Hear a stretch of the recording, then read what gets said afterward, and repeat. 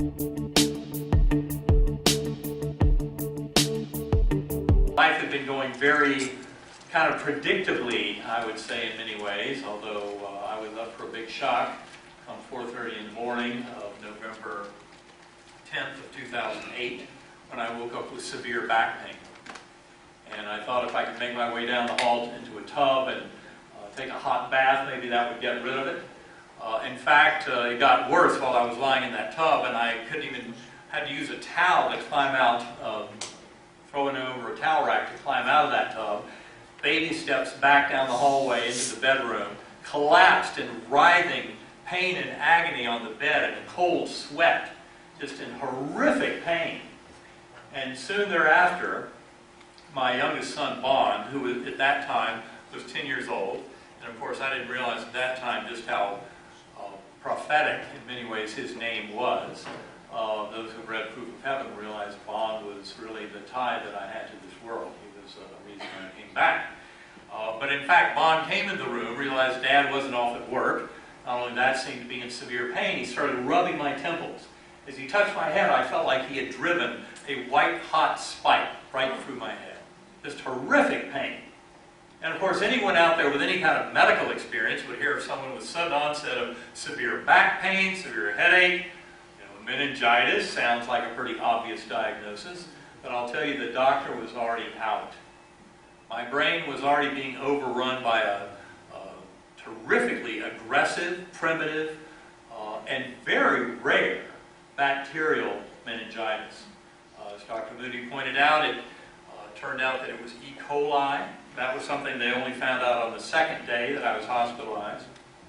Those of you in medicine will probably realize that E. coli meningitis almost always happens in newborns. It's very rare beyond the age of 3 months. So in fact, I do have to defend my level of maturity, but that's my job to deal with that. And it turns out that when Bond rubbed my head and I felt that horrific pain, I remember thinking, oh, this is really getting bad. And if it gets any worse, I may even have to go to the emergency room. And if that happens, oh my God, I remember lying there and thinking about the paperwork and all the embarrassment there with my doctor colleagues around, and I knew I would sooner or later start getting better. So then there'd be all the embarrassed goodbyes as I left the emergency room. But I thought it could all take a long time, and I might not get home before Bond was home from school. So the last thing I remember doing was kind of croaking out, "Have a good day at school, Bond." And that's it. That's the last thing I remember. I was gone from this world for the next 7 days. And so in the book, Proof of Heaven, of course, a lot of the story of what happens during those 7 days I was in coma, a lot of the stuff about my family, all converging and being there around me, I had to glean from them and from my friends, doctors, and nurses who took care of me much later. I had to get the details of what happened in this earthly realm, because I have absolutely zero memory of anything from this earthly realm during that 7 days. With a few small exceptions that I'll mention as we go through, because at the very end of coma, as I was coming out of it, I did have some awareness that I think was triggered by some of the people and events in that room. So it turns out that what I did find out was they hauled me off to the, or my family left me there to rest when they saw that I was kind of falling asleep after I croaked out, "Have a good day at school, Bond." And of course I was lapsing into coma, but they didn't know that. When they came back to check on me 2 hours later, I was having a grand mal epileptic seizure. Now of course I don't remember that. I don't remember anything of the next 7 days. I was gone. I was far gone. I was outside of this universe. But what happened was they called the EMTs, they came to the house, put in some IVs, tried to stop the seizures, couldn't do it. Finally took me off to the Lynchburg General Hospital emergency room. And there I was very fortunate to encounter Dr. Laura Potter. I had worked side by side with Dr. Potter because I had worked in that very emergency room as a neurosurgeon for several years. But she didn't even recognize me. All she saw was 54-year-old white male, status epilepticus in extremis, trying to die on her watch. And she knew if she didn't do some things very quickly, very correctly, might not even get out of that emergency room alive. And she was the one who was smart enough to do a lumbar puncture. And I remember hearing much later that it took 7 people to hold me down for that lumbar puncture, and that was intermixed with some sedation because I was flailing and seizing and all kinds of things. I was not conscious by any stretch of the imagination, but I was also not completely, totally down. And so there were people holding me down for that lumbar puncture. And when that needle went into my back, into that fluid space around the brain and the spinal cord, out came thick white pus under pressure. And Dr. Potter told me much later that when she saw that, she knew I was dead. Because she knew at that point I had meningitis. She knew at that point that I'd gone into coma within 3.5 hours. That's a very bad prognostic parameter if you have meningitis. Going into coma in anything less than 24 hours with bacterial meningitis gives you at best about a 10% chance of survival. So that was the rosy prognosis when I was first taken to the emergency room. 10% chance of survival. And it only got worse. As I said, on day 2, they got that real shocker from microbiology. There was E. coli, and then beyond. So the week went on. By the end of the week, I was down to a 2% chance of survival. And the doctors held a family conference that Sunday morning, day 7 of coma, where they said, well, he's gone from a 10% chance of survival down to 2% chance. And if he's in that 2%, what that really means is he'll spend a few months in the hospital, then be transferred to a nursing home in a persistent vegetative state, and then he'll die. He'll never recover. So let's just stop the antibiotics. That was the recommendation on that Sunday morning. Now, it was a few hours later that I started to come back to this world. But my doctors were no fools. They had consultants up and down the East Coast trying to help them figure this out because it was such a rare disease and so horrifically driven into a death spiral. And they were trying somehow to reverse it, and nothing was working. And so when I did start coming back to this world, their predictions in many ways were correct. My brain had been savaged by this illness. I had no words. I had no language. I had absolutely no memories of Eben Alexander's life before coma. All of that 20 years spent in academic neurosurgery, none of that remained. None of my personal memories, none of my religious feelings or thoughts. Nothing. Every bit of it was gone. In fact, my mother, my sisters, my sons, standing around the bedside, I had no idea who these beings were. My brain was wrecked. The good news is it came back very quickly. Words and language came back over hours and days. And then my childhood memories came back over a few weeks, thanks in large part to two of my 3 sisters who would, the nurses allowed them to stay on cots beside me in the neuro step-down unit when I got out of the ICU. And I couldn't sleep night or day, so at night they would try and lull me to sleep by telling me stories of things we'd done as kids. You know, vacations and family trips and all that kind of stuff. And initially the stories sounded amazing and wonderful, but I had absolutely no memory of them at all. But after a few days it started to sink in and I started remembering. And everything started coming back. And in fact, my personal memories, I would say, by and large, had returned within about 2 weeks. And all of that knowledge of neuroscience, all the physics, chemistry, biology, everything I'd ever learned in that neurosurgical career was back by 8 weeks.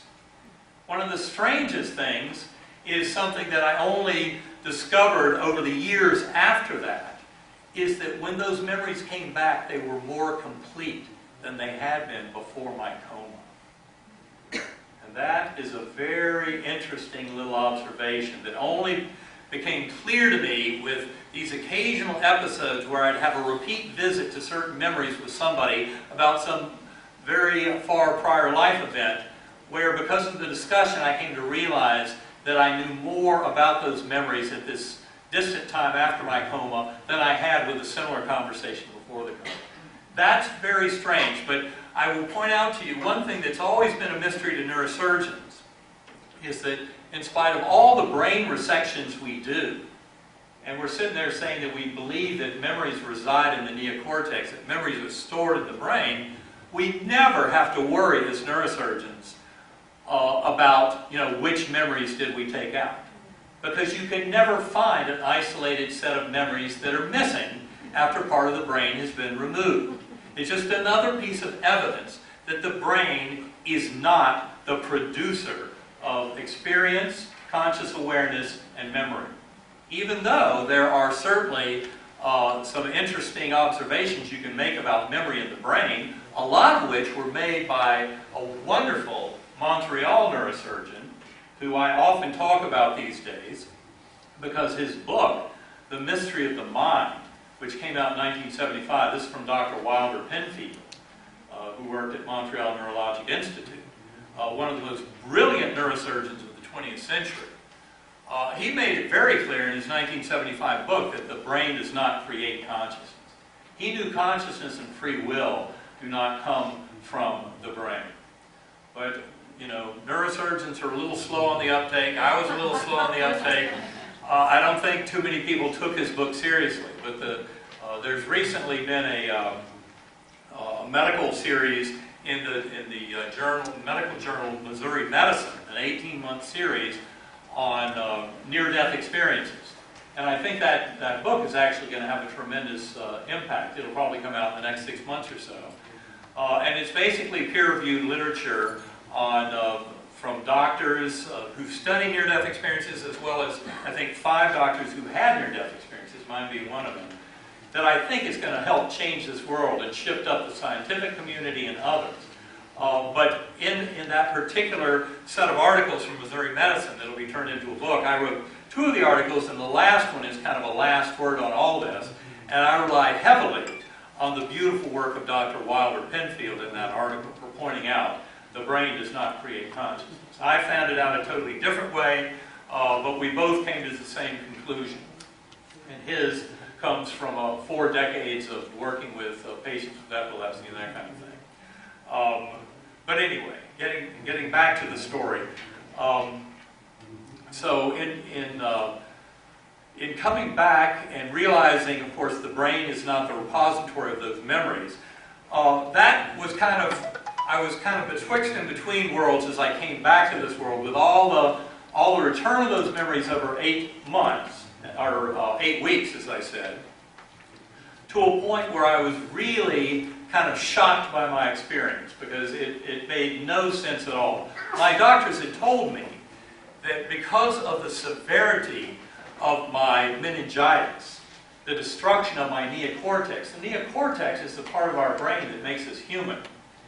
And they knew from my neurologic exams that showed that the last activity of my neocortex that was anything but a pathological reflex occurred within an hour or 2 of getting to the emergency room.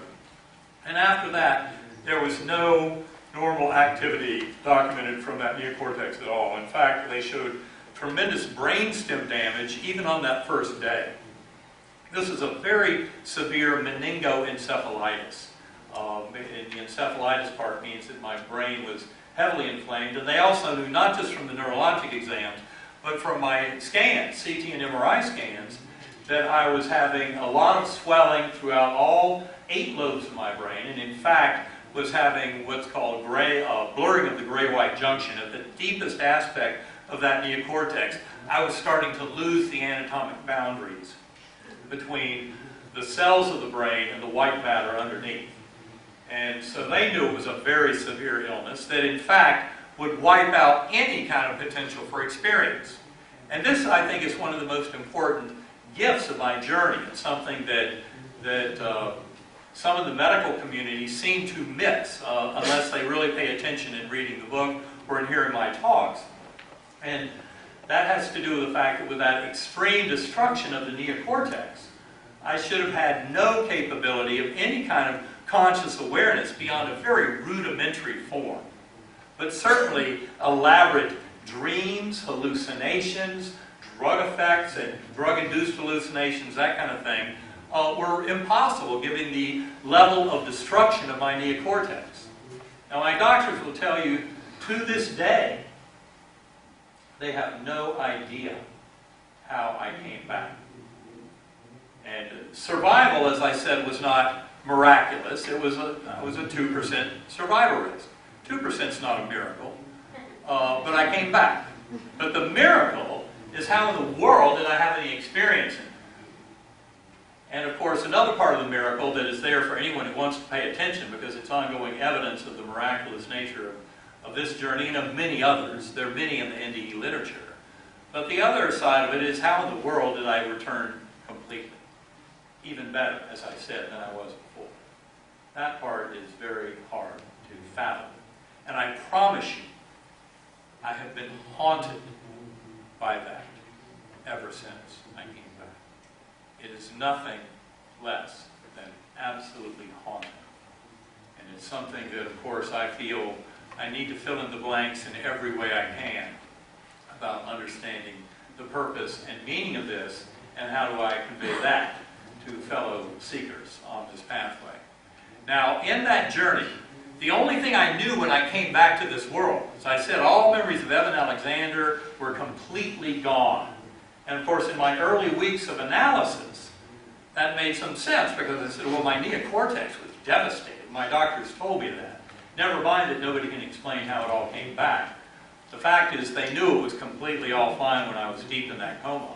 So how in the world could I have had any of this experience? And that part has been what has driven my ongoing investigation into research into consciousness and explorations of consciousness, and trying to explore that much more deeply than I ever would have thought possible before.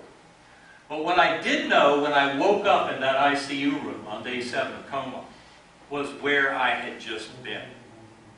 And it's a fascinating place indeed.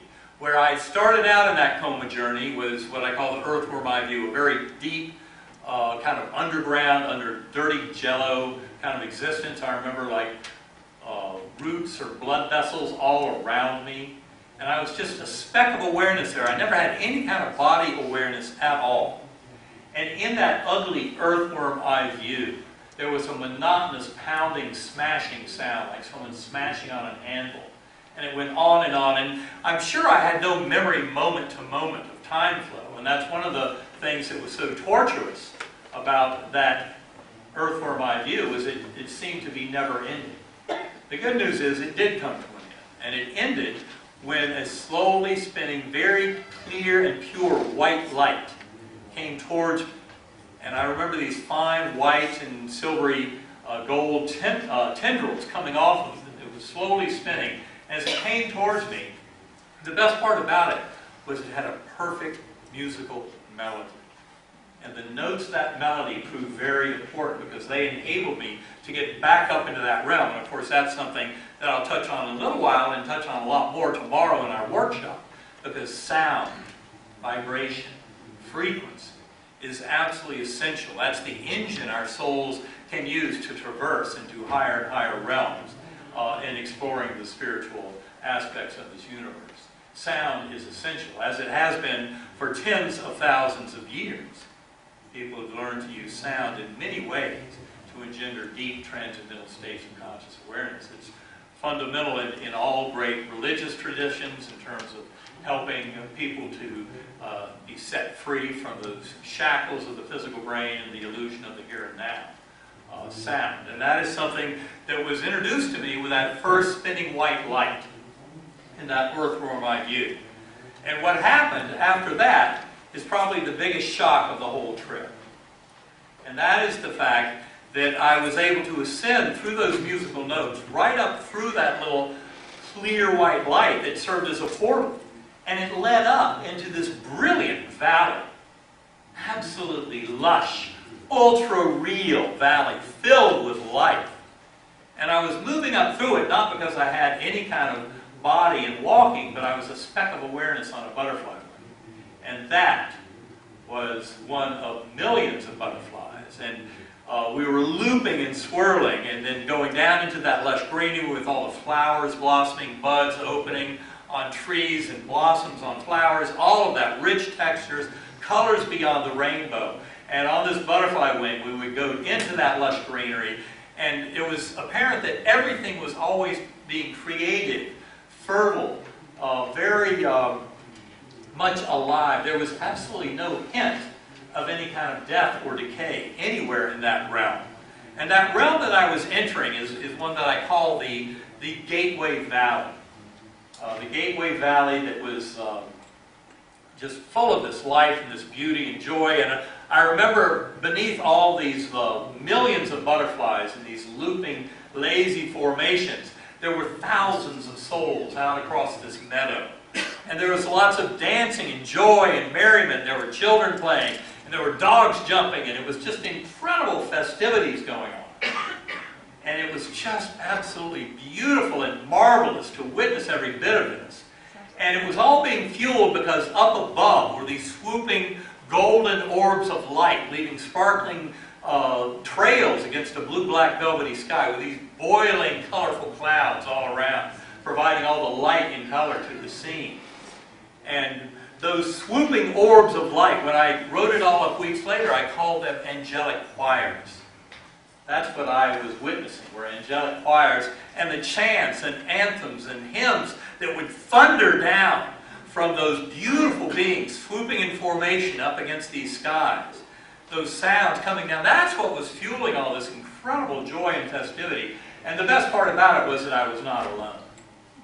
And of course, that's a central part of Proof of Heaven. I talk about the beautiful girl on the butterfly wing, who was my companion, guardian angel, as I came to call her much later. And I'll never forget how she looked at me. She never said a word. She was dressed in that same kind of peasant garb that I described for the villagers down below, the souls between lives, dancing down in the meadow. But the message that she gave to me was the central message that I bring for myself, for all of us. You are deeply loved and cherished forever. You will be taken care of. You have nothing to fear. Now, one of the unusual features of my near-death experience was my amnesia. As I said earlier, I remembered nothing of Eben Alexander's life. That was the case when I woke up. That was the case deep in coma. Most near-death experiencers don't have that amnesia. They, in fact, can anchor the things that happen to them, the beings they see, because of memories of their life, things that had happened. That was not the case for me. Now, of course, when I first came back to this world and was trying to analyze it all and understand it, I said, well, given that my neocortex was devastated, of course, all my memories disappeared too because of the damage to the neocortex. I now realize that that is far too simplistic and absolutely erroneous of ways to look at it. But in fact, that was my thinking for a long time. That would explain the amnesia, that I had such horrific damage to the human part of my brain, the neocortex. So in that particular realm, in that beautiful Gateway Valley, that message from her was very, very stunning, very reassuring. And I had spent much time, if you will, on this journey, kind of wondering about it all, but being now reassured that I would be taken care of, that I had nothing to fear. And in many ways, my amnesia helped me to be fearless. Because in fact, I had no sense of responsibility to any other souls. So there was no need for me to be coming back to this world or having any concerns about it. So in fact, that was a beautiful part of the amnesia, was it enabled me to be truly fearless. There were many times on that journey where I thought, this can all continue or it can stop. It does not matter. And that lasted through most of it. And yet, I did learn that I could trust that I would be taken care of in many ways.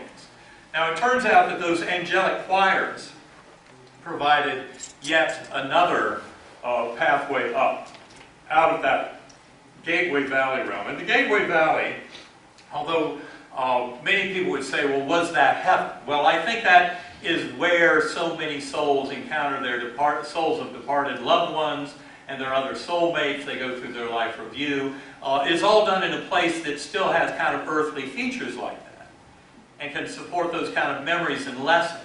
Because the life review is a very crucial part of understanding this. And the life review is the reason we don't need an eternal hell and damnation. The life review is kind of that course corrector, that when you come to realize the reality of reincarnation, the life review is how we can deal with any of the residual lessons that are to be learned from this life, and to then apply those in that brilliant light and love of that Gateway Valley realm, where we come to know fully that divine. Because that was something that was made very clear to me. And it's in that light and beauty and purity and clarity of that all-loving gateway realm where any of the transgressions, any of our actions of free will that handed out pain or suffering to others, we must feel that. And in fact, that's one of the interesting things, and this is, I think, I want to credit Dr. Moody with so much that he has brought to this world, but I had the pleasure of rereading his book, Life After Life, a few months ago. And what an absolute joy that is, and to think that it came from a medical student, you know, who was in these young years, but just, I mean, reading that book just gave me, once again, just renewed my incredible awe at what a beautiful job you did to bring this to the world. But that life review, as Dr. Moody pointed out in that original book, this is not some new idea that you get from reading, you know, the modern near-death experience accounts. This is something that is very old. I mean, the life review, at least when you read that book, has a very good origin right there in the writings of Plato. You know, back 2,300 years ago, writing about the Armenian soldier killed in battle, laid up on a funeral pyre, and then he came back to life, and he had quite a story to tell. But that story involved a profound life review, souls of departed loved ones, and it involved that beautiful gift that it's all about love. This is something that was brought out a long time ago. This is not some New Age thinking. This is something that is part of the very fabric of our existence, of all humanity. And it's not just some little modern concept.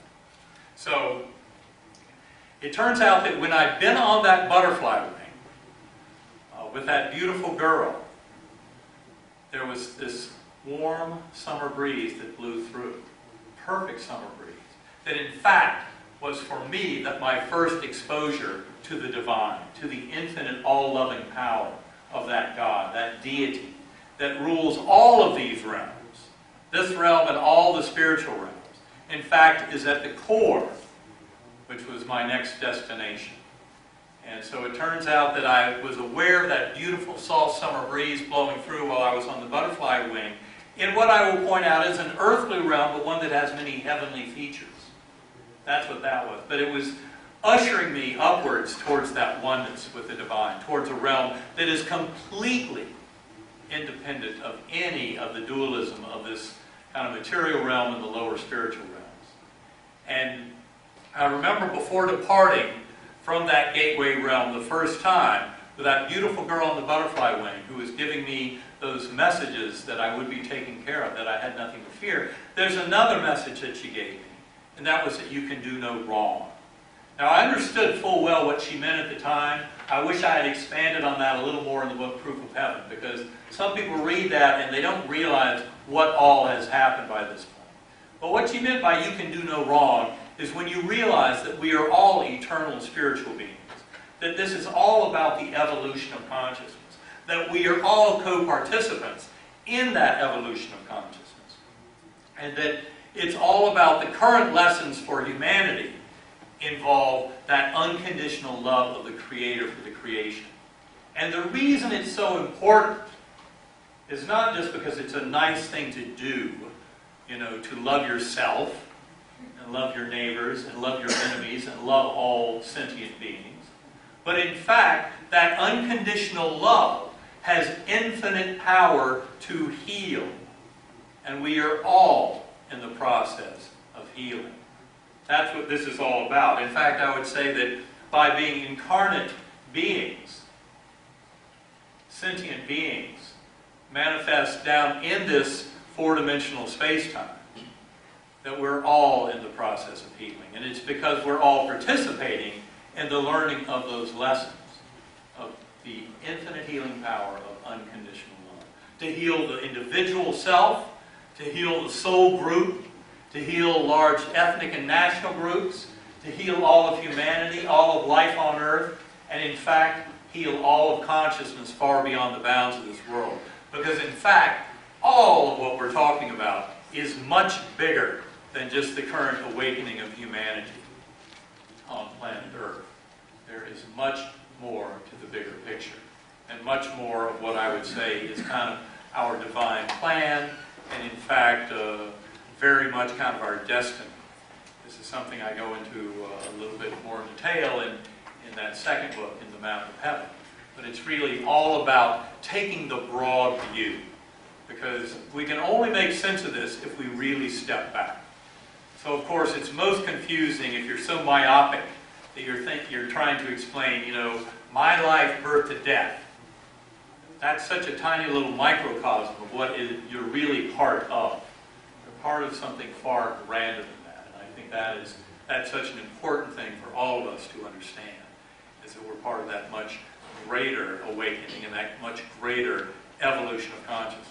Now it turns out that from that Gateway Valley, what happened next, as I said, there was the swooping angelic choirs above that provided yet another musical, vibrational frequency portal into higher and higher levels. And I remember seeing all of our four-dimensional space-time collapsing down. And in fact, there was another layer of temporal causality that I call deep time. That was basically the causality that involves our higher souls and their evolution.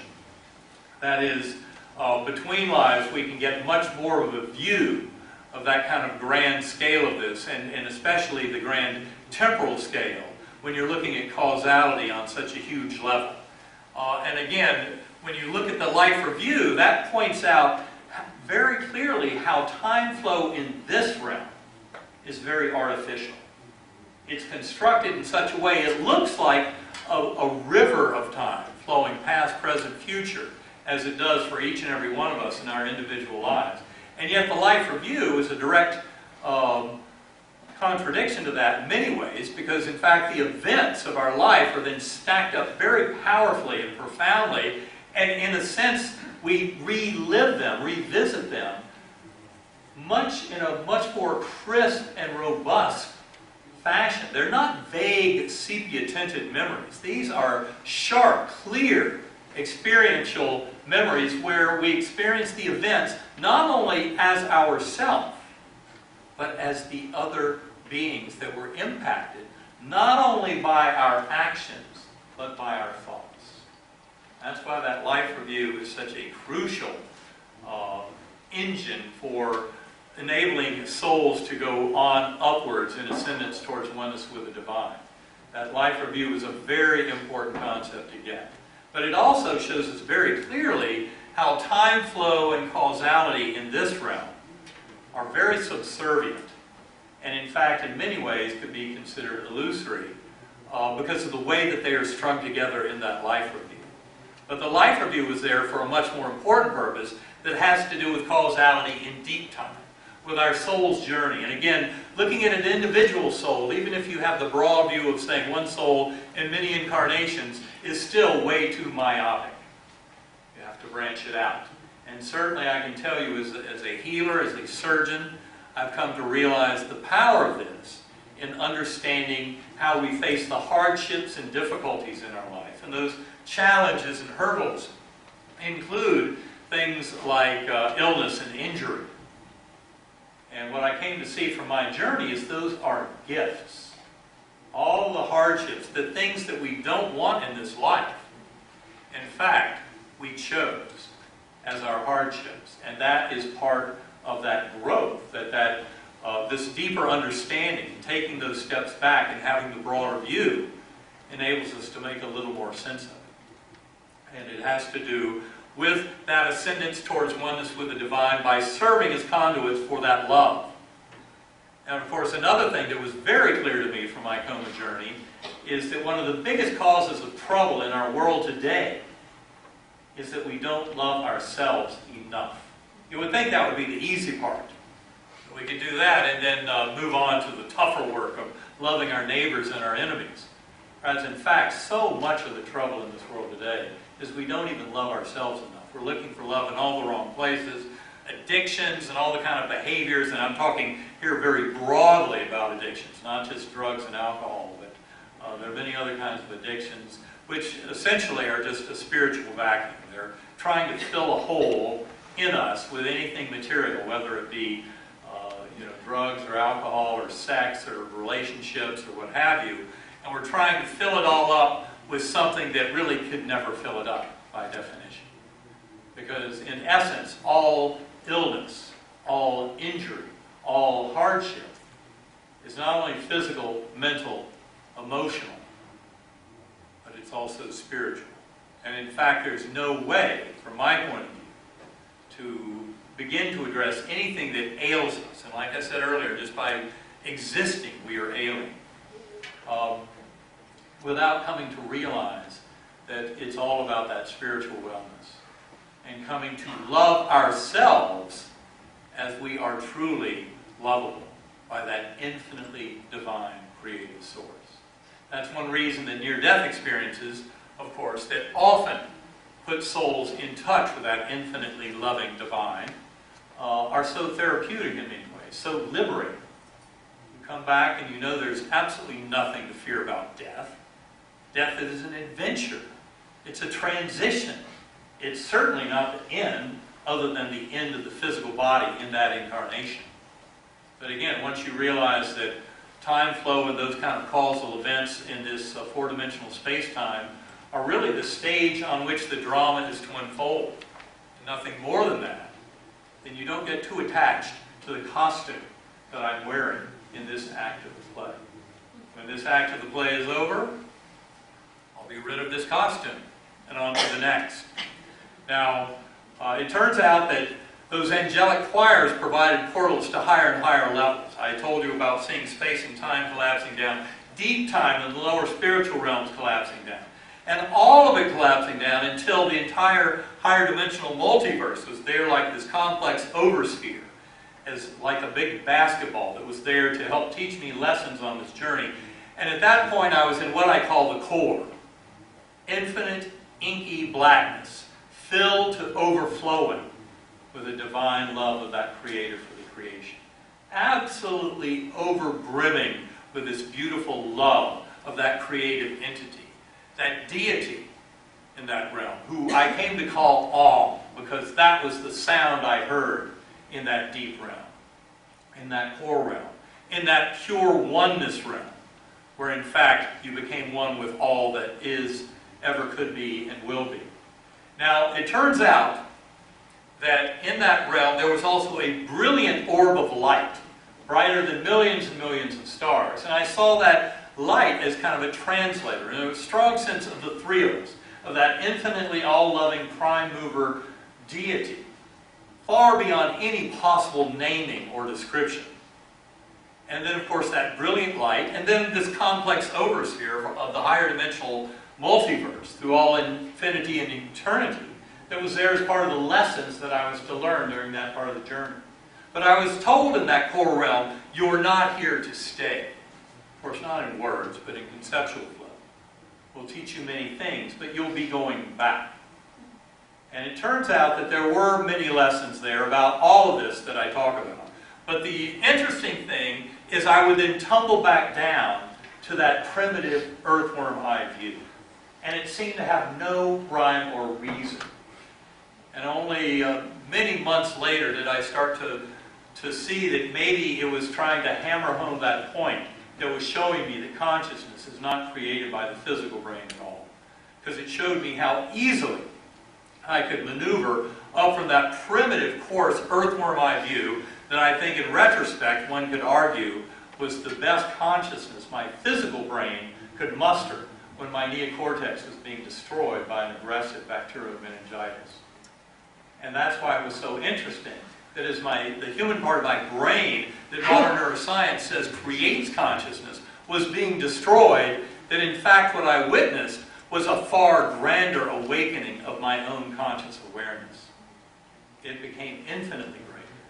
Now, of course, I'd never read the near-death literature, and when I first came back from all this, my older son, Eben IV, who at the time was majoring in neuroscience, He had been there 4 days during my coma, 4 days a night, holding my hand with the rest of the family, 24/7, helping to anchor me to this world. He was the one who had walked in there that Monday night of my coma, and he knew enough neuroscience at the time that when he saw his dad lying there being ventilated, inflated 12 times a minute on the machine, that his dad was already gone.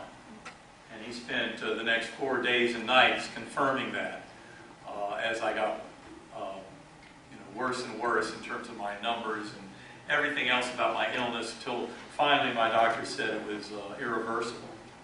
And I remember Eben came home, he was shocked just like everyone else to hear I was coming back to this world. He drove back from school 2 days after I got out of the hospital, a day before Thanksgiving back in 2008. He took one look at me and he said it was like there was a light shining within me, that I was far more present than I'd ever been before. And I remember he gave me a big hug and just looked at me like he was looking at a miracle. And at the time, I remember telling him it was way too real to be real. Because it was. To me, it was shockingly real. Way too real. Far more real than this. This is a murky dream compared to that world. That world is astonishingly real. And that part is hard to get. But to me, at that time, my doctors had already told me, your brain was way too sick to experience anything. This can't have happened. So I thought, okay, well, it was way too real to be real, which to me was a signal that it couldn't be real, because it was so shocking. And those who have been there know exactly what I'm talking about.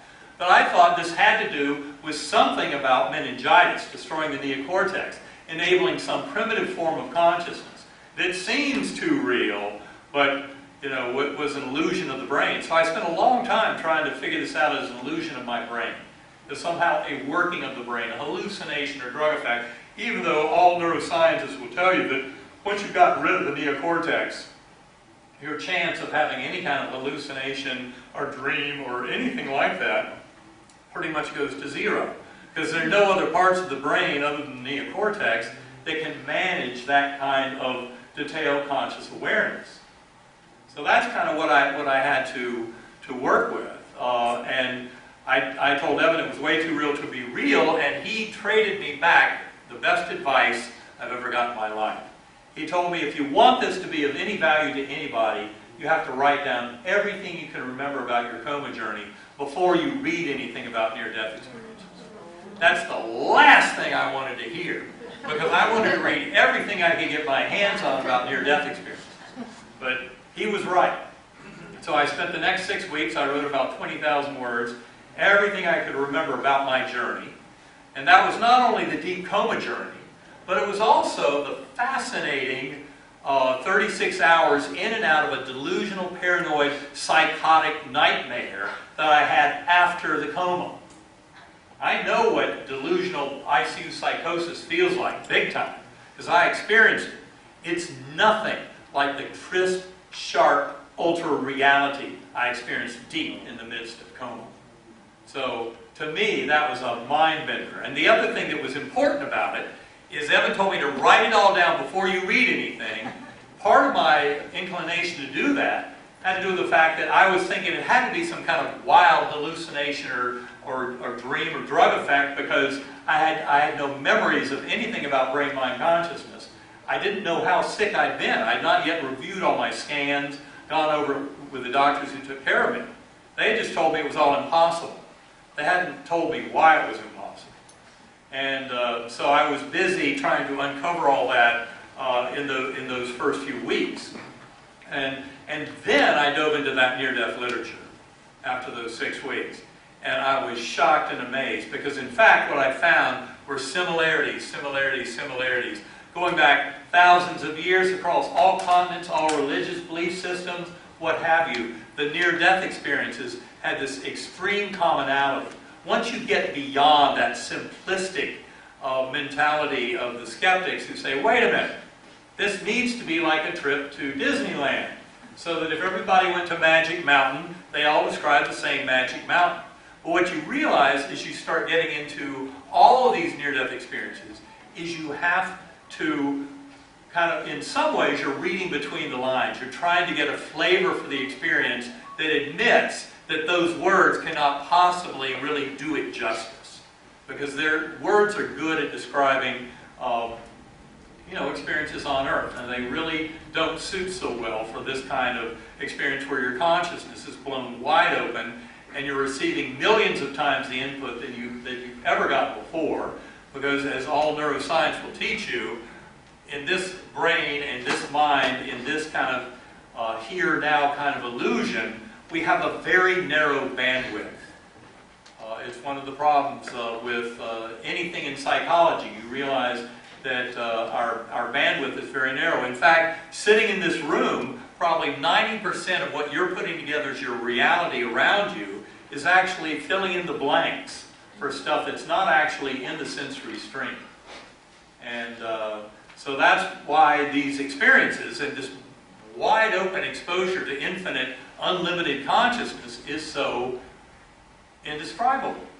But the good news is, and this is a big point in the book Map of Heaven, my second book, and this has a lot to do with the work that I do with Karen Newell of Sacred Acoustics, and that we'll be sharing tomorrow in the workshop. The good news is, as I said earlier, is a sentient being. By being a card-toting member of the Consciousness Club, each and every one of us has the power to come to know this. And it is something that I argue one can do through meditation. And that's why I try to meditate 2 or 3 hours a day. I've been doing that now for more than 4 years running. And I promise you, my mind and my understanding get much deeper as I go. They get much better, more robust, more complete. And certainly my ability to go back into my NDE, to re-encounter my birth sister, to encounter the soul of my father, all these things that I'll share more about tomorrow, are open to any and every one of us. You don't have to wait till you die. And you don't have to wait till you have a near-death experience.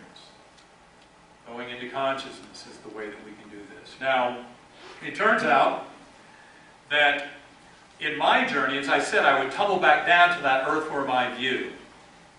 And the good news is I learned that by remembering the musical notes of the melody, that's what would allow me to conjure up that slowly spinning white light, those fine white and gold tendrils that would come towards me again and open up a portal back up into that gateway valley.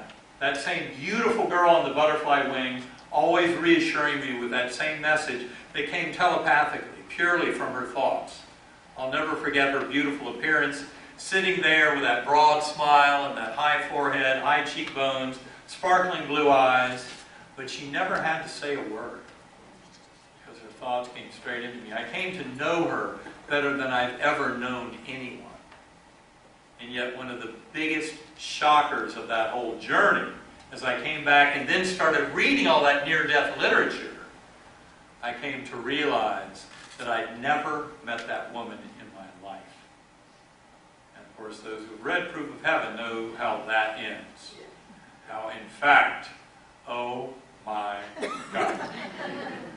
Yes, it gives me shivers just to even think about that whole connection. But there was some very deep connection that we shared that took me months to uncover after my NDE. And it was only after all of that I came to realize I got the proof in the pudding. Yes, this absolutely seemed way too real to be real because it really happened. It just happened in a place that's much more real than this world in which we live. But as much as I talk about this material realm as being the illusion, as not being real in that sense, and in fact the materialists, scientists, are the first in line to tell you that there's no material to the material world. That it's all vibrating strings of energy in higher dimensional space-time. That's this world around us. In fact, everything about space and time is up for grabs as we get deeper and deeper into quantum mechanics. And the enigma lying at the heart of quantum mechanics, it basically tells us that consciousness is fundamental in the universe. And that's the other part where this all comes together. Is Proof of Heaven and the Map of Heaven are really about the uniting force that is coming to bring, to synthesize science and spirituality together, because neither one can move forward alone. Pure materialist science is doomed. As I said, pure materialist science is on the way out. The thing that truly exists is that consciousness. Consciousness is what creates every bit of what is unfolding around us. And that is part of where the current scientific paradigm is shifting up tremendously, to where we can finally start to catch up with that brilliant Canadian neurosurgeon, Wilder Penfield, who wrote that book back in 1975, The Mystery of the Mind, where he put it out very clearly: the brain does not create consciousness. And I would say that, in fact, where this is all going has been predicted by many great seers over thousands of years, and those would be seers in religious settings or in scientific, philosophical, what have you. The seer that I'm thinking of in particular right now is Nikola Tesla. And Tesla said that when science first begins to investigate non-physical phenomena, and by that he meant the phenomenon of consciousness, of soul and spirit, Tesla said that in the first decade, that science will uncover more than in all the previous centuries of its existence. And I believe that is a decade that we're close to entering, even as we speak. So with that, what I would like to do is thank you very much for your attention, and then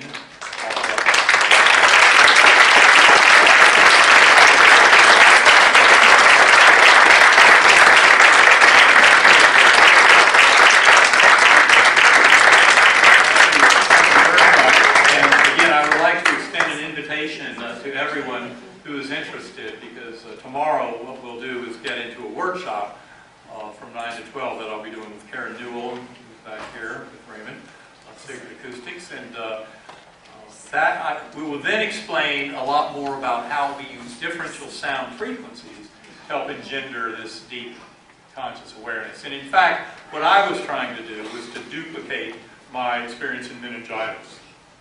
Specifically, that destruction of the neocortex that allowed my conscious awareness to be so much grander. I wanted to find some way to do that in a slightly safer fashion than having a deadly case of bacterial meningitis. And in fact, the sound does exactly that. It uses differential sound frequencies to basically monotonize the electrical activity of the neocortex. That's how I got interested in it. That's how it was put to me that binaural beats and those kinds of sounds work.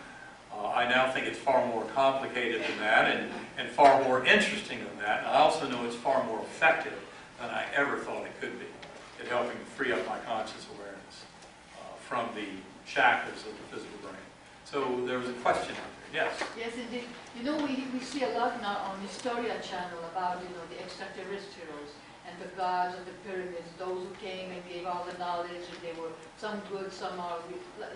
So what do you make of that world? Because it says an energy world, it comes from the light world. What is that from your world that you went to see in that world? That's still a physical, energetical world? What is that to compare? Well, I think that's partially so, but on the other hand, more advanced civilizations quickly get to a point where they realize the illusory nature of space and time, and they're able to get outside of it, just like we will be able to do as we further hone our abilities to explore deep into consciousness.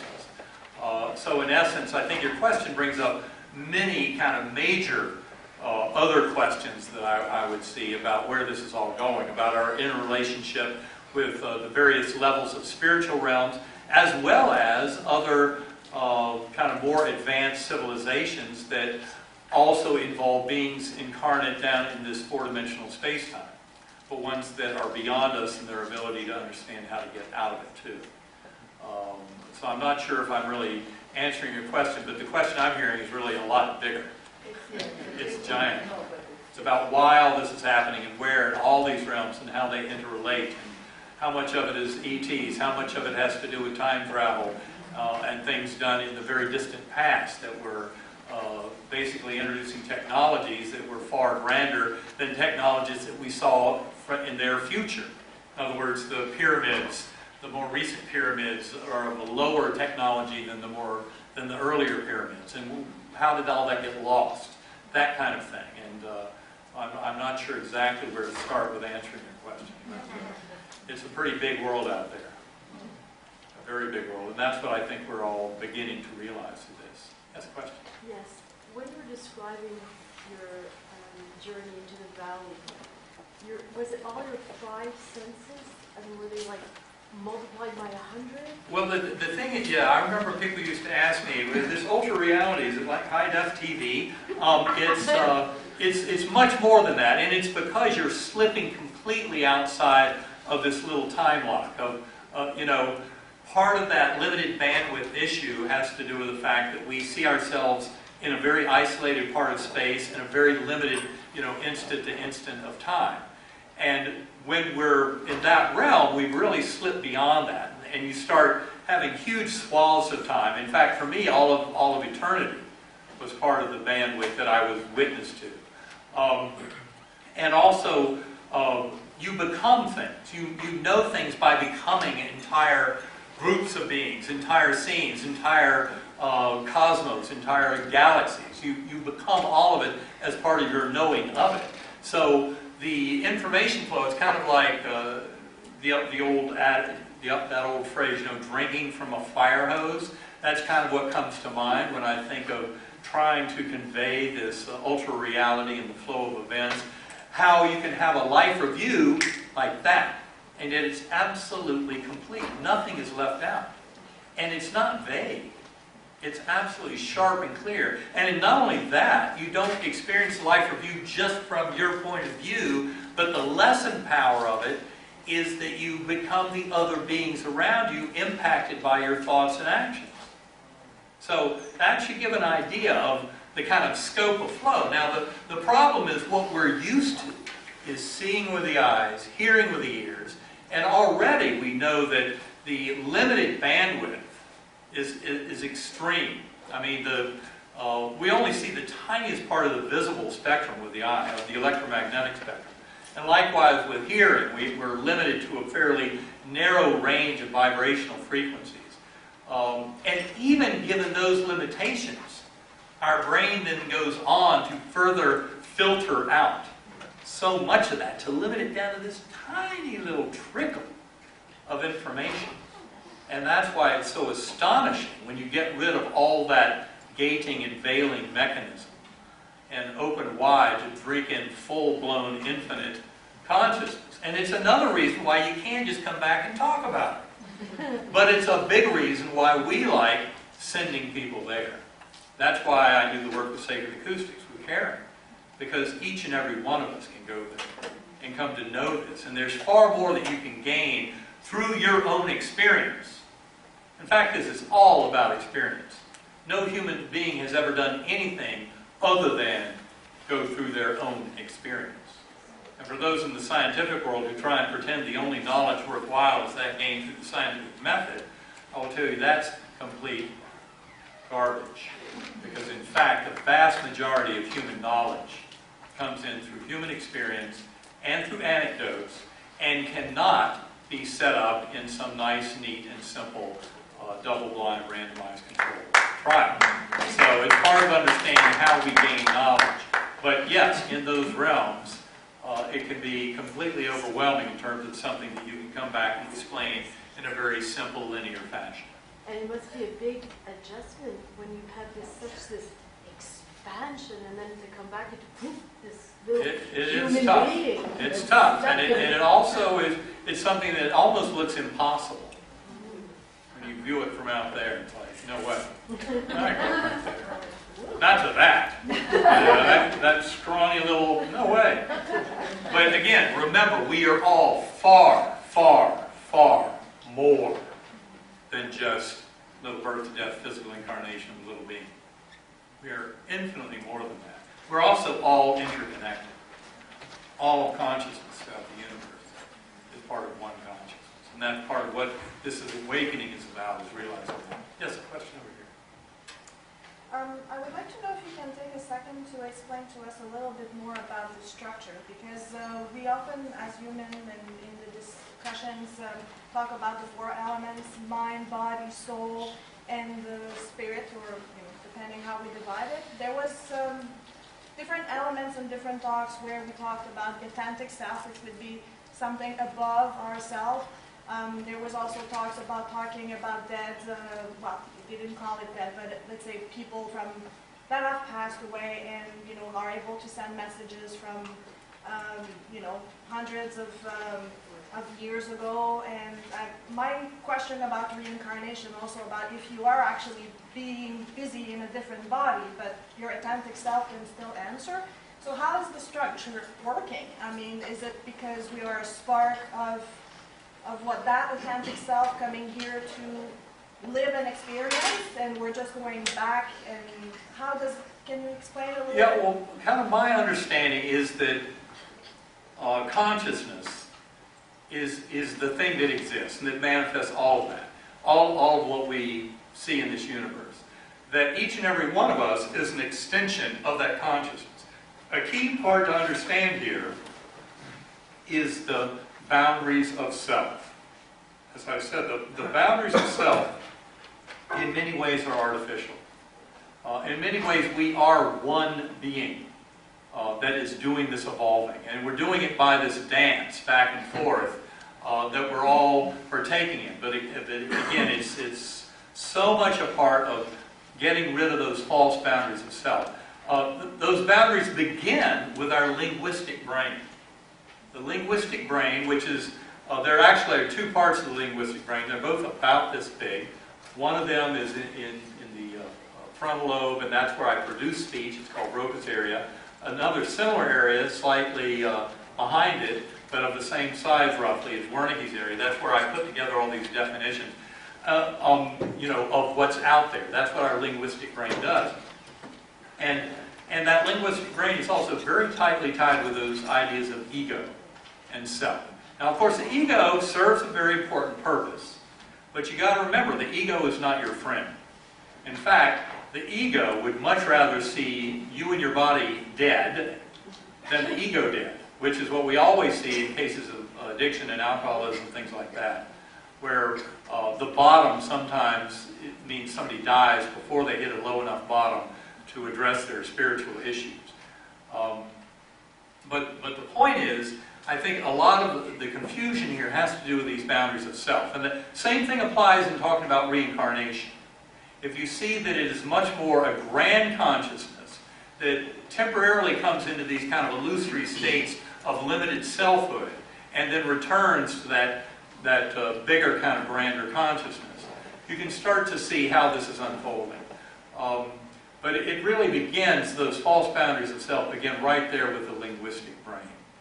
And I think that's an important thing to understand. And that's why, again, the whole approach of our modern science, reductive materialist science, is one of splitting everything down into tiny parts and then pretending that if I understand the laws that govern all those parts, in the case of our modern science, that would be subatomic particles, that I then can build it up and explain the whole universe. From my point of view, that's really a wrong way to go about it, because you lose so much information by stripping everything down to those tiny particles and then trying to build it back up.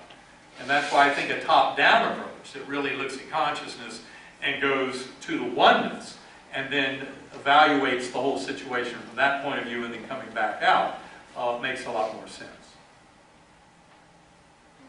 Yes? Thank you. I just wanted to thank you for a really, really passionate presentation. It's really inspiring, and where I see a big value is people who are suffering because somebody has died in their family. By reading just your book and by attending your presentation or looking at your videos, they're going to feel much better about everything. So there is a huge value in what you're doing. I have many questions, but I'll limit to two. Okay. So when you said you used your consciousness, or your consciousness was showing you certain images when you are out of body, can't we think about that this consciousness or mind can also make a construct out there when we are out of the body and create some kind of imagination according to the images that we've seen in our life, but as well according to the connectedness with everything there is. And so what makes us think that this is more real or this is not imagined? This is my first I think the important thing there is you basically, from my point of view, you just take it all as real. All of awareness you take as real, and then you kind of put it together as best you can to try and explain how it all fits together and how all these realms fit together. The thing that is so shocking is how much more real that experience in my NDE seemed than anything else I've ever experienced. Even though, as I said, I was given that gift of the 36 hours of the paranoid delusional psychotic nightmare, that was much more real than a normal nightmare. But I knew it was a crazy nightmare. And the reality of the deep experience, deep in coma, all that I talk about in the many realms that I visited, was far more real. The other thing that's interesting is the memories persist. The memories of a near-death experience, it's as sharp today as if it happened this morning. And yet the memories of that 36-hour psychotic, paranoid, delusional nightmare were gone within weeks. I'm glad I took notes, because those vanished. And of course, I have people come up to me and tell me about their near-death experiences all the time, because of all the talks I give, and shared death experiences too, which I think Dr. Moody gave us a great gift by setting up this world of near-death experiences, but even more so, I think, in some ways, is that world of shared death experiences. But Thank you. people come up and share those with me all the time, and they may have happened 70 years ago. Mm-hmm. The memories do not fade. So not only are they much more real than this world, but they're somehow stuck in memory. And again, I realize now that memory, experience, and all memory of experience, even though the end organ is the physical brain, all of that is really happening in a world that's completely outside of the physical universe. It's what's driving this physical universe going forward. Great, thank you. I have a very short question. The message you received, you can do nothing wrong. I was thinking about it while you were talking. Was this message to you given as we can do nothing wrong in a consciousness realm because there are no senses, so we can just imagine whatever we like? Let me go on and Or explain that. Is it What it really means yeah. is that we are all here to learn these lessons of love. Loving ourselves, loving others, having that unconditional love serve as a conduit of that healing, infinite healing energy. And in that sense, we can do no wrong. Because as long as we come in and know that, and love ourselves that fully, love all fellow beings that fully, and serve as conduits for that love, for this world, unconditionally loving everything, that is the surest and shortest pathway of ascendance to oneness with the divine. But God loves us so much as to give us the gift of free will. As I said, my conventional neuroscience would very proudly tell you, none of us have free will. Well, I came to realize the whole universe exists to allow sentient beings to manifest free will. And we have the choice to do things other than loving ourselves and loving others. But if we do so, we're choosing a more arduous pathway towards oneness with the divine in this huge process of evolution of consciousness and ascendance of soul groups. Yeah. And so it's all about love. And the more we manifest that love, the straighter that pathway. So you can say we can do no wrong, but we can choose a more arduous pathway that takes a much longer time to get there with a lot more pain and suffering by handing out pain and suffering to others. Mm-hmm. So that's what I mean by we can do no wrong. We're here to learn these lessons. And that lesson, the A plus is by manifesting unconditional love and realizing, of course, that we are loved infinitely by that creative source. In fact, are one with that creative source. But this is all about returning to that oneness. And of course, there have been spiritual guides in many religions for thousands of years who have done exactly that. But that is the pathway of all of humanity. That is what we are here to do. That's why this awakening is happening now.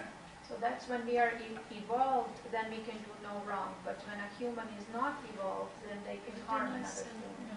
It's the process. Yes. You can do no wrong. Your whole life, you've done no wrong.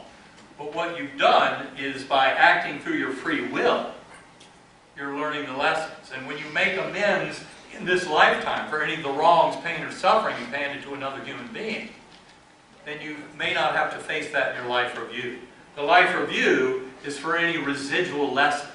But when I say you can do no wrong, what it means is we will be aligning towards that oneness with the divine and following that pathway of perfect love and oneness. Or we'll choose otherwise and take the more circuitous route to get there.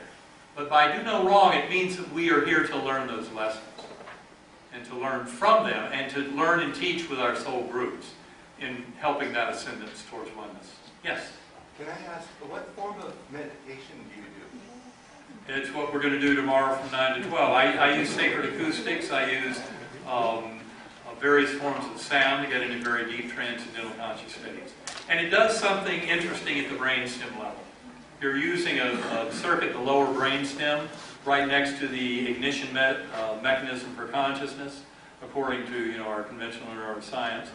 But you're basically modulating that ignition system to try and kind of monotonize the electrochemical activity in the neocortex, which is what lets your conscious awareness take off. So in a nutshell, that's it. Yes?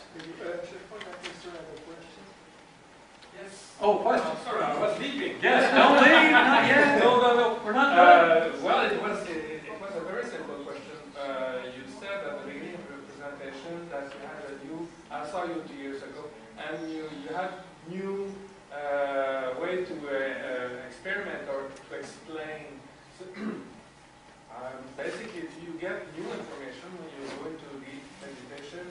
Do you meet your guides and do you have new information about that? Yes, exactly. So it's through the meditation. And that took, it took the first few weeks before I actually got to where that happened in a very profound setting that kind of shifted me up forever. But yes, in those deep meditative states, the stuff that we'll be talking about tomorrow morning in this workshop, I re-encounter those guides. In fact, I've re-encountered much more than I encountered the first go-round. For example, something I'll talk about tomorrow is encountering my father's soul, which I first did about 2 years after my coma. And of course, he was nowhere to be found in my near-death experience, which to me was in many ways kind of a real game changer and a real challenge. Because if I had scripted it, he would have been there first and front and center, and yet he wasn't there. But there are reasons why he wasn't there, which I only could discover much later through my meditation when I encountered him and he made it clear why he couldn't be there. Part of it was that in spite of the fact that I had a 1 in 10 million diagnosis and 1 in a billion recovery, if he had been there front and center as my guardian angel, I would have been a little more tempted to default back to my old way of believing that you see who you want to see on the way out, and a little more likely to dismiss it. And that's why, in fact, my true guardian angel had to be such a deeply mysterious character as she was. And that's what kind of got me there. But yeah, there's much more to it about the understanding of the nature of consciousness and the nature of reality, time, space, how they work, all of that, that comes out of that kind of work and that kind of meditation. Thank you. Thank you for coming. Appreciate it. Yes? Your workshop, you're going to teach techniques to go back there, to go out into the body experience. Yeah, what we'll be sharing tomorrow is we have a meditation that we'll do. I think, the 30? Karen? The 30? What is that? 30-minute? What? The meditation. Yeah, it'll be Meditation. 30 minutes, correct. Yeah. Okay. And we'll be talking about how it works and what we think is going on with brain-mind consciousness and all that. Now you said in your presentation that the next 10 years the science will be entering a new era. So has it been done trying to put this type of meditation on EEG measurement, and have you done it? We've done some of that. The problem is the EEG is not... Or MRI. I mean, you're not... I see your question. It's the same question that physicalist scientists get stuck up in all the time. I mean, what are we going to measure? You know, we need something to measure. And, you know, it's one of these things about functional MRI. You've got functional MRI. You can look at all kinds of things lighting up in the brain. And it's fascinating. But the problem that they get into is thinking that you're going to find all the answers in the brain. If consciousness is not in the brain... now, you know, I'm a neurosurgeon, neuroscientist. I see the full value in studying the brain. There's a lot that we can gain from learning about the brain. But the other thing that's important is don't be looking for epiphenomena in the brain as if they're as important as what you're really looking for. What you're really looking for is the experience. And there are things that we can look for in the brain that help us to do the research and development to improve these techniques. So there are things we can look at there. But again, you don't lose sight of the goal here. The goal is to really have a much deeper insight into the nature of consciousness and reality. And given that we're agreed that the brain is the end organ for consciousness, just as the whole universe is kind of the end organ, you know, this is what results from consciousness. But don't be believing that everything that we find in the brain is going to then finally explain what we're observing about the nature of consciousness. I mean, even Wilder Penfield in 1975 realized that you're not going to find free will and consciousness in the physical brain. No, but I thought it would be interesting to see how consciousness can impact the brain. And also you need the... Well, there's a lot of work being done along those lines right now, and I don't know if you've read Proof of Heaven or Mount of Heaven, but those books kind of lead you in the right direction, but the scientific books that I highly recommend that really kind of hammer out where we are with this thinking now. The first book is called Irreducible Mind, Toward a Psychology for the 21st Century. That's a book that I mentioned in Proof of Heaven. If you go to my website, ebenalexander.com, there's a reading list there, and you'll find where up at the top of that list now, where I normally have Book of the Month, I've got Book of the Century. Okay? And that one is actually the sequel to Irreducible Mind. It came out from the same group, from Esalen in California and University of Virginia, Division of Perceptual Studies. That sequel book, the Book of the Century, is called Beyond Physicalism, Toward Reconciliation of Science and Spirituality. It's a very, very deep read about where science is headed around all this. And it involves the deep enigma of quantum mechanics and trying to come to an understanding of the nature of reality that goes far beyond the very simplistic fictions of materialist science. From my point of view, it all is a scientific issue, but don't expect that means you can use the scientific method to elucidate each and every one of them. Yes, over here. I just wanted to know the name of the book that's coming out that you said that there are 5 doctors that... There's no name to it yet. If you go to Missouri Medicine, that's the medical journal that will be putting it out. And, I've been asked to say that it's about 10. Oh my gosh. One more question. Time flies when you have fun. How about right here? One question. 2 more. May I ask you, what is the lesson of hardship and suffering? You mentioned something a little bit. That's how our souls grow. It's how we deal with the hardship and suffering, how we deal with those challenges in life, how we deal with illness and injury. You know, when you get into the world of near-death experiences, what you end up finding is that there's quite a number of miraculous healings that occur in near-death experiences. And I think one way to see that is to realize that those were souls that were able to harvest whatever particular spiritual lesson they were here to learn and teach with their soul group in such a way that they could overcome a physical illness in ways that far transcend any of the knowing of our modern Western medicine. I mean, my case is a very clear-cut example of that. The book that helped me kind of start understanding that was Anita Moorjani's Dying to Be Me. A wonderful book. She is a great speaker and tells a beautiful story about this. And of course, she shouldn't be alive today either. She should have died back in February 2006. But I think the important thing to understand is Again, also to stress, if you forget that reincarnation is a big part of this, you're missing a big part of the package. We have to realize that we come back over and over again with our soul groups in doing this ascendance and this learning and teaching of these lessons. But a tremendous part of it has to do with how we deal with the hardships. If you don't have any hardships or difficulties in your life, you have been greatly cheated. This is how we grow. This is how souls grow. This is how all of consciousness evolves. It's through the hard stuff. The hard stuff is the gift. And of course, that's not easy to see when you're in the middle of it, but usually after the fact, you look back on it and say, wow, now I see what that happened. So I'd like to close. Thank you all so much.